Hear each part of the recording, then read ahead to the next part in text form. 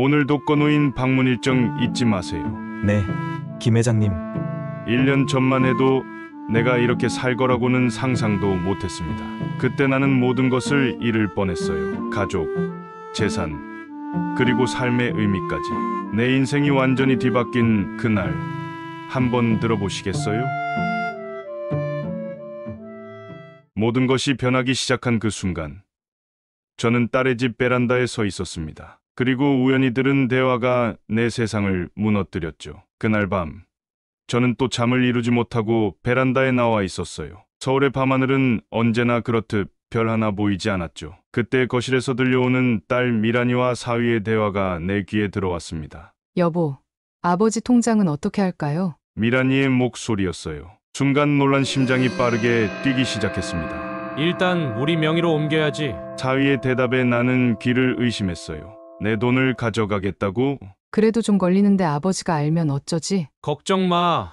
곧 요양원에 모실 거잖아. 거기 가시면 돈 쓸 일도 없을 테니까. 그 순간 내 심장이 멎는 것 같았습니다. 내 딸, 내 사위가 나를 이용해 먹으려 한다니. 그것도 모자라 나를 요양원에 버리려고? 근데 요양원은 언제쯤 보내려고? 다음 달부터 알아보려고. 적당한 데 찾으면 바로 모시면 돼. 그래, 빨리 보내야 우리도 편하지. 대화를 들을수록 내 머릿속이 하얘졌어요. 분노, 배신감, 슬픔이 한꺼번에 밀려왔죠. 이럴 순 없어. 절대 안 돼. 떨리는 손으로 입을 막았어요. 소리내어 울고 싶었지만 그럴 수도 없었죠. 들키면 안 되니까요. 그 자리에 주저앉아 한동안 움직일 수 없었습니다. 내가 그토록 사랑하고 아끼던 딸이, 내 사위가 나를 이렇게 대한다니 도저히 믿기지 않았어요. 여보, 내가 뭘 잘못한 걸까요? 우리 딸을 어떻게 키웠길래? 하지만 대답 대신 차가운 반바람만이 내 뺨을 스쳐갔죠. 3년 전, 내 인생의 가장 큰 지주였던 아내가 갑자기 세상을 떠났어요. 40년을 함께 살았는데 그렇게 허무하게. 김 선생님, 삼가 고인의 명복을 빕니다. 의사의 위로가 귓가에 맴돌았지만 난 아무 말도 할 수 없었죠. 그저 멍하니 서 있었어요. 아내가 떠난 후 집은 그저 텅 빈 공간이 되어버렸어요. 매일 아침 눈을 뜨면 옆자리가 비어있다는 사실에 가슴이 아팠죠. 여보, 오늘도 날씨가 좋네요.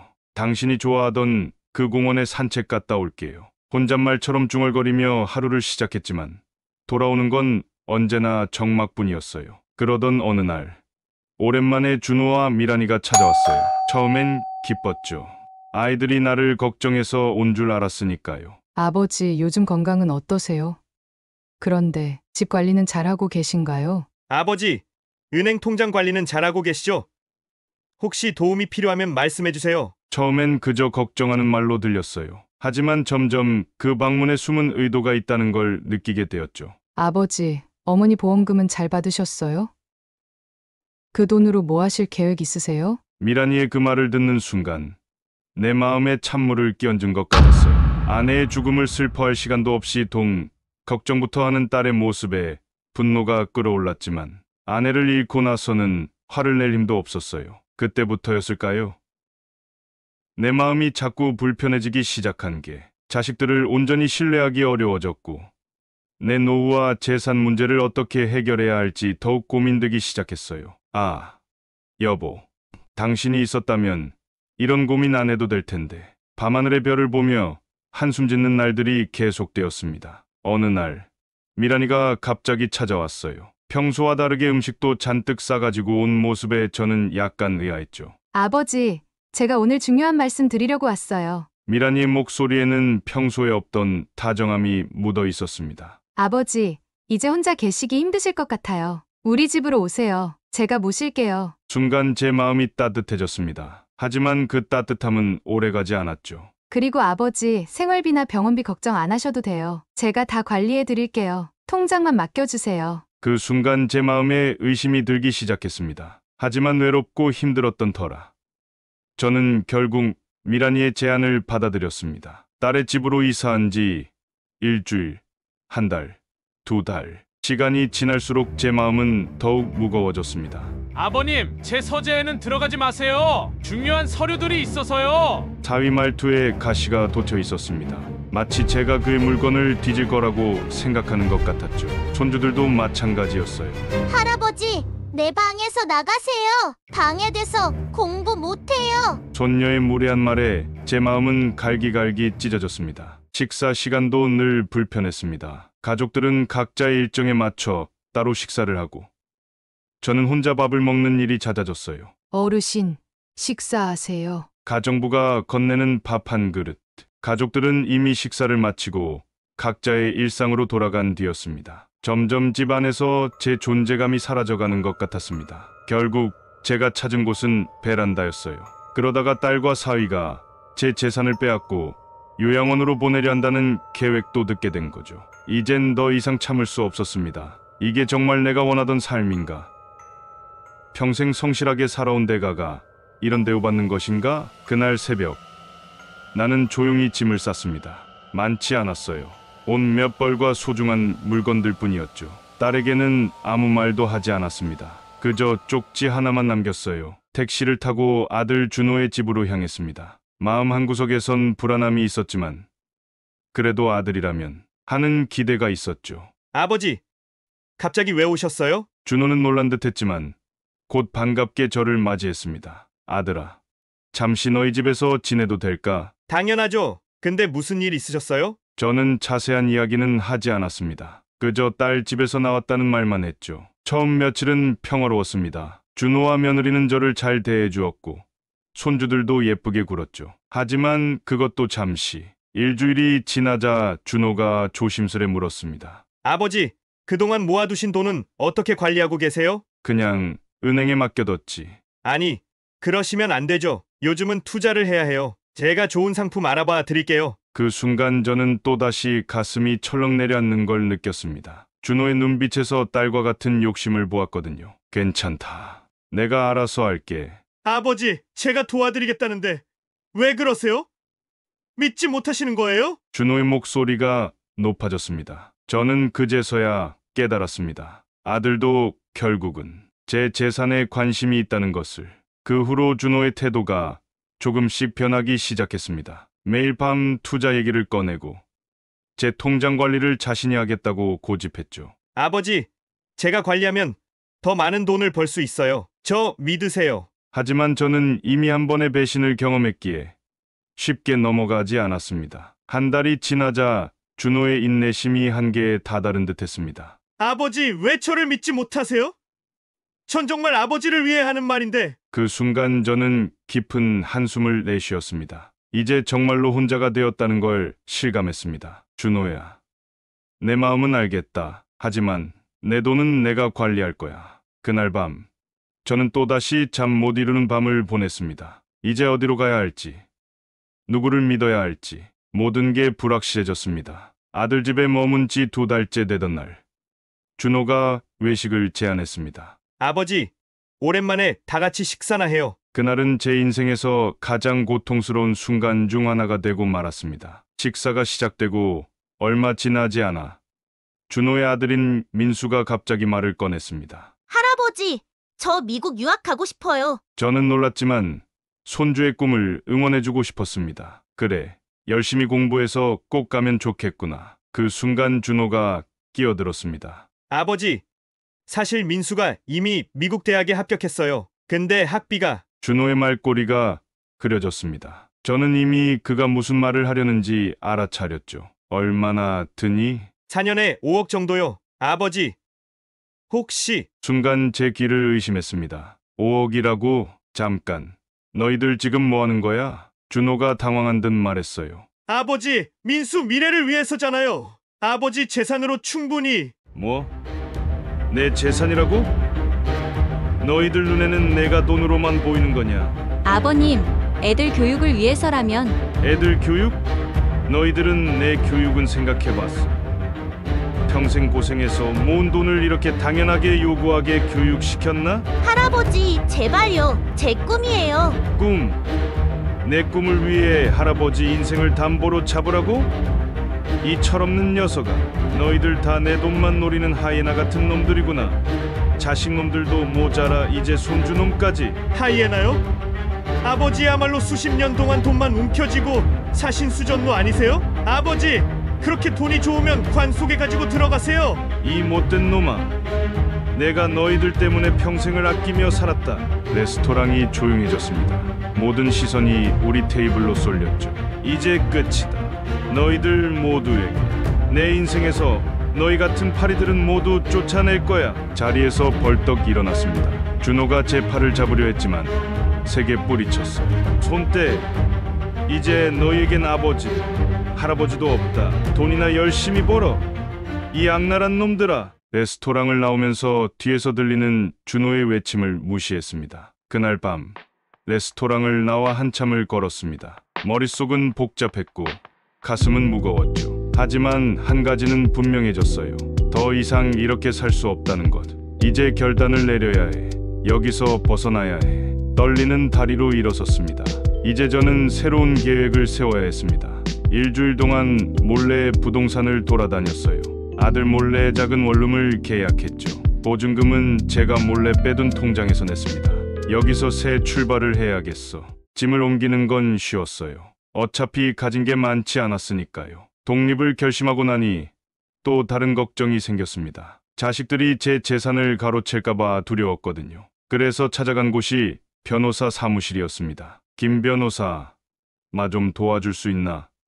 급한 일이야. 다행히 옛날 제가 도움을 준 적 있는 후배 변호사가 있었죠. 그에게 모든 상황을 설명했습니다. 자식들의 행동, 제가 독립해 나온 이유, 그리고 제 재산을 지키고 싶다는 의지까지. 선배님, 걱정 마세요. 제가 도와드리겠습니다. 우선 재산 관리에 대한 법적 대비를 해야 할 것 같네요. 변호사의 말에 안도의 한숨을 내쉬었습니다. 그리고 혹시 모르니 후견인 지정 신청에 대비해서 선배님의 정신감정 진단서도 준비해두는 게 좋겠어요. 후견인 신청이라니. 자식들이 그 정도까지 할까 싶었지만 그날부터 한 달간 저는 김 변호사와 함께 법적 대응을 준비했습니다. 건강진단서를 준비하고 일상생활이 가능하다는 증거들을 모았죠. 이 과정은 결코 쉽지 않았습니다. 매일 밤 잠들기 전 제 마음속에선 격렬한 갈등이 일어났습니다. 독립한 지 한 달쯤 지났을 때였어요. 정말 제 앞으로 후견인 신청서가 왔습니다. 설마 했는데 이런 일이 벌어지다니. 치가 떨렸지만 한편으론 미리 준비해둔 게 다행이다 싶었습니다. 그러고 며칠 가지 않아 갑자기 초인종 소리가 들렸습니다. 의아해하며 문을 열자 그 자리에 아들 준호와 딸 미란이 서 있었죠. 아버지, 도대체 어떻게 된 거예요? 준호의 목소리에는 당혹감과 분노가 섞여 있었습니다. 하지만 침착하게 맞이했죠. 들어오너라. 갑자기 이사를 하시고 연락도 안 되고 걱정 많이 했어요. 미란의 말에 저는 쓴웃음을 지었습니다. 걱정은 무슨. 내가 말했잖니.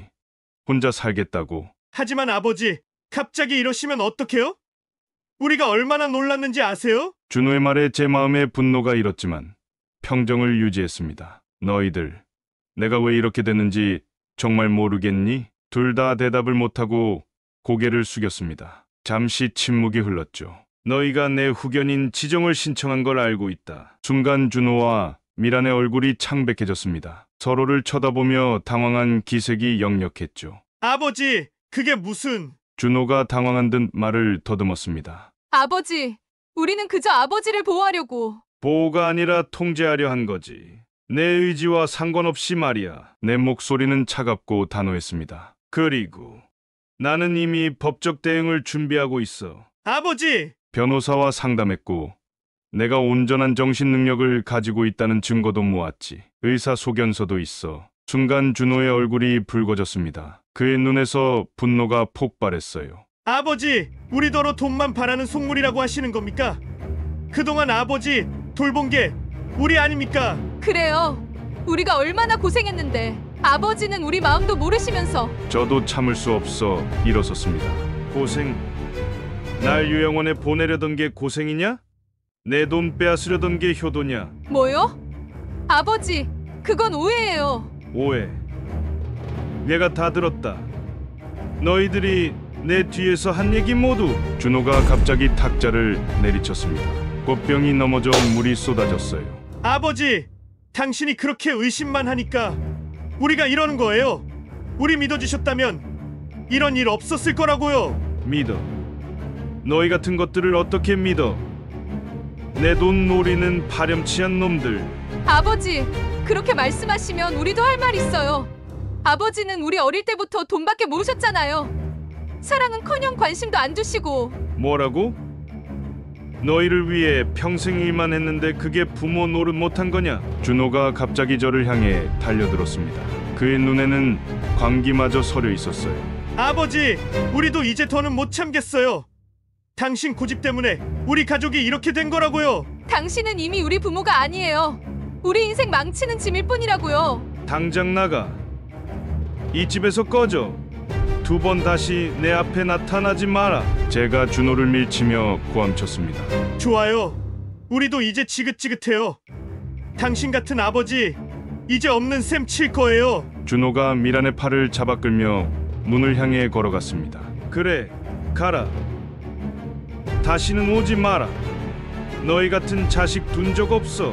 문이 쾅 하고 닫혔습니다. 방 안에 무거운 정적이 내려앉았어요. 저는 그 자리에 주저앉아 거친 숨을 몰아쉬었습니다. 분노와 배신감, 그리고 깊은 상처가 한꺼번에 밀려왔어요. 이제 정말 끝이구나. 자식들과의 격렬한 충돌 이후 나는 깊은 공허감에 빠졌습니다. 하지만 이대로 무너질 순 없었어요. 이제 나를 위해 살아야 해. 아니, 나 같은 사람들을 위해 살아야 해. 그날부터 저는 노인 복지에 대해 공부하기 시작했습니다. 도서관에서 관련 서적을 빌려 읽고 인터넷으로 최신 정보들을 찾아보았죠. 이런 게 있었구나. 노인들의 문제가 생각보다 더 복잡하네. 매일 지역 도서관에 가서 관련 서적을 빌려 읽었습니다. 밤늦게까지 책을 읽으며 노트에 중요한 내용들을 정리했죠. 노인 우울증, 독거노인 문제, 노인 빈곤. 이런 문제들을 어떻게 해결할 수 있을까? 때로는 너무 어려운 내용에 좌절하기도 했지만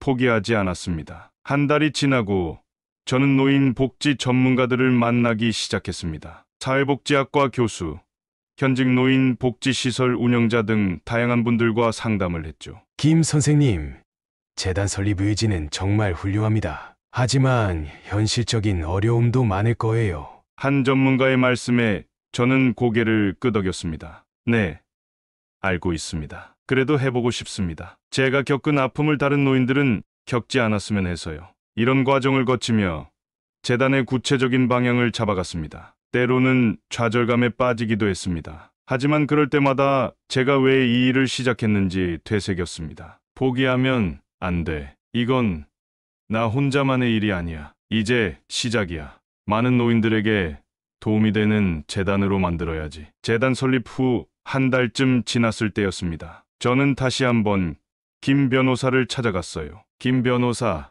결심했어요. 재산의 80%를 재단에 기부하겠습니다. 변호사의 눈이 커졌습니다. 정말 그렇게 하시겠어요? 네.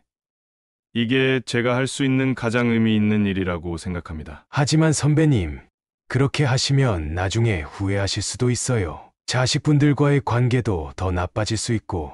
나는 고개를 저었습니다. 후회는 없을 거야. 내 인생에서 가장 옳은 선택이라고 확신해. 김 변호사는 잠시 침묵했다가 천천히 고개를 끄덕였습니다. 알겠습니다. 그럼 서류 작업을 시작하겠습니다. 이제 서명만 하시면 됩니다.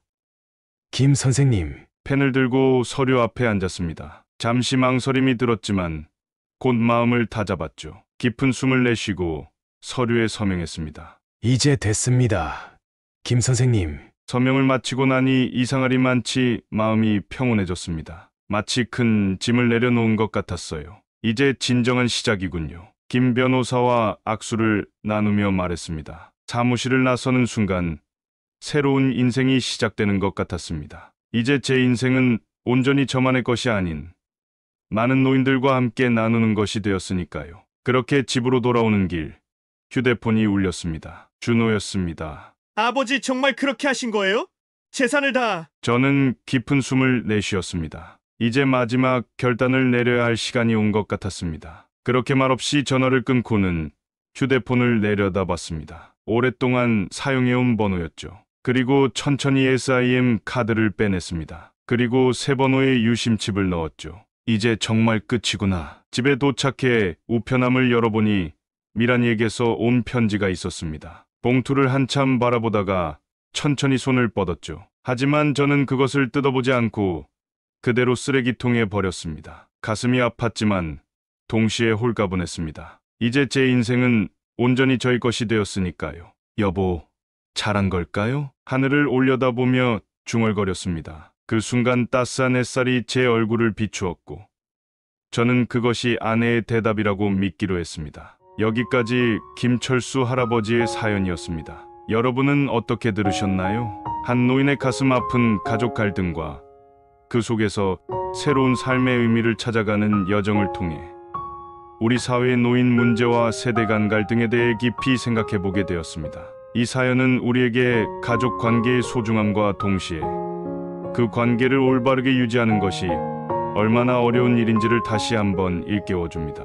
물질적인 가치가 인간관계를 좌우하는 현실 속에서 진정한 가족의 의미가 무엇인지 돌아보게 합니다. 때로는 우리 삶에서 극단적인 선택이 필요할 때도 있지만 그 선택이 새로운 시작이 될 수 있다는 희망도 이 사연에서 느낄 수 있었습니다. 김철수 할아버지께서 재단을 설립하신 것처럼 우리도 어려움 속에서 새로운 의미와 목적을 찾을 수 있을 것입니다.